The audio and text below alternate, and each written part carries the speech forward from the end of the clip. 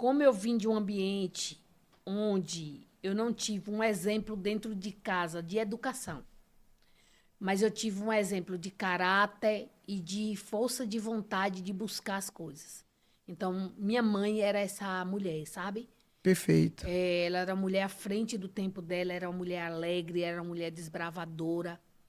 E mas ela não deixava a gente estudar, mas era uma forma de querer ter a gente por perto. E cada um só dá o que tem, né? Então Sim. ela não acreditava na educação porque ela não tinha tido essa oportunidade.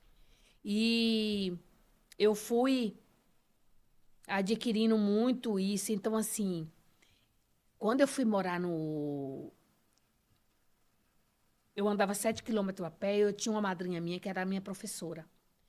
E eu era uma tabaroa da roça que falava pro mod, quando eu via gente, eu me escondia atrás da porta.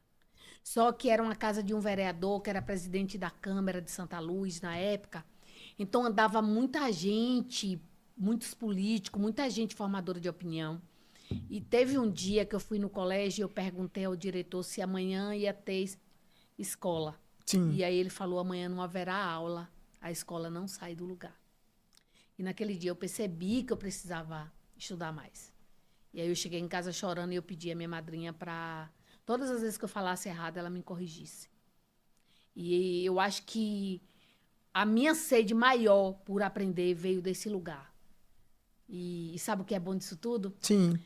Ele estava com a carta de consórcio uma vez lá na cidade, tentando resolver um processo. Aí indicaram para ele uma moça em Feira de Santana para resolver. E quem era a moça? Janeide A menina Xavier. que não sabia a diferença entre aula e Escola. escola.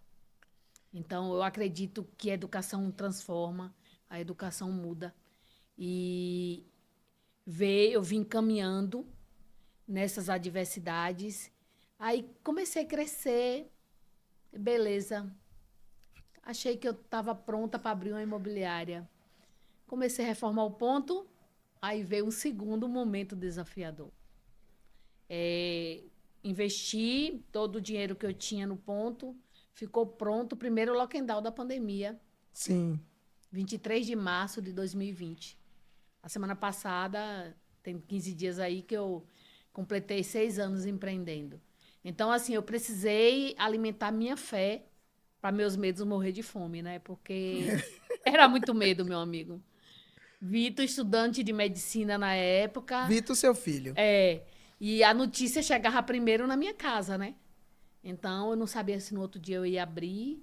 Então, foi um desafio. Eu, um estudante de publicidade e propaganda na época, e foi um grande desafio. Mas eu entendi que eu já tinha tocado fogo na ponte, eu não tinha opção mais. Só era seguir em frente. É para frente. Aí, nessa forma aí, eu fui seguindo. E graças a Deus, hoje a gente continua fazendo um trabalho bacana. Saímos de uma sede de 30 metros, fomos para uma de 300. As E Janeidinhas. aí aconteceu o milagre da multiplicação, né? As Janeidinhas. E aos pouquinhos a gente está galgando aí alguns estados do Brasil. Janeide, como que você trabalha outros estados do Brasil? Perfeito. Era a nossa próxima pergunta. Pois eu já estou antecipando. Uma coisa chamada relacionamento. Relacionamento a gente está aqui no podcast Primeira Chave. Eu acho que ela é uma grande chave para o mercado imobiliário. Perfeito. Eu acho que a gente poderia, Alessandra, até enumerar, né, algumas chaves. A primeira chave é o conhecimento técnico. A segunda é entender que você está ali para servir. E a terceira é relacionamento. Perfeito. Porque se você não entende quando você vai atender um cliente que não é sobre você, que é sobre o sonho dele e você está ali só para servir, você não vai conseguir entender ele e atender ele e levar ele realmente para o lar ideal.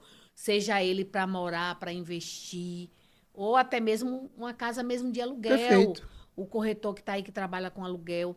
Esse cliente de aluguel, ele pode ser seu cliente de compra no futuro. É só Inclusive,